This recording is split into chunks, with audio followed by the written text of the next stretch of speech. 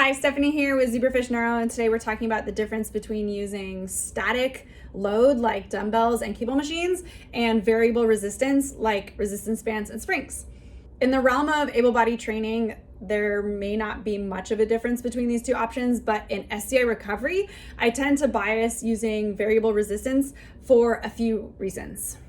If you didn't already know, static resistance means the load being applied to the body is constant throughout the entire range of motion. So it's very predictable, it's controlled, the body knows exactly what's coming at any moment in time. And with variable resistance, the load or tension applied to the structures changes throughout the range of motion of the exercise. So that's why we call it dynamic resistance, because the load is dynamic, it's dynamically changing throughout the exercise. When you use variable resistance in exercises, it means the environment is constantly changing. And so the SCI athlete needs to be constantly evaluating that changing environment and adapting accordingly, moment to moment, second to second. So this takes intense focus and concentration, which is always really good when you're doing exercises.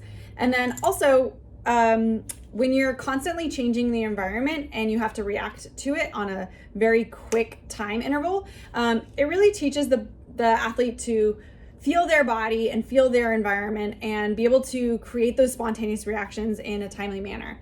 This is really important for your everyday function, for their everyday function, in terms of creating stability and stiffness in reaction to something that might go wrong in a wheelchair push or hitting a bump in the road or going off a little bit of a curb.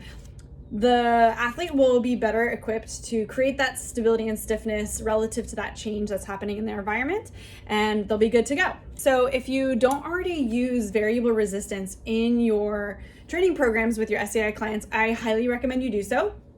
And even better, maybe next time you're doing a workout with someone, you could do one set using your static resistance and see how that goes, and then do your second set using a resistance band and see how their experience changes between the two options, and see how your coaching actually evolves also. Using the variable resistance, you'll be able to see and spot a lot more holes in stability using the variable resistance options.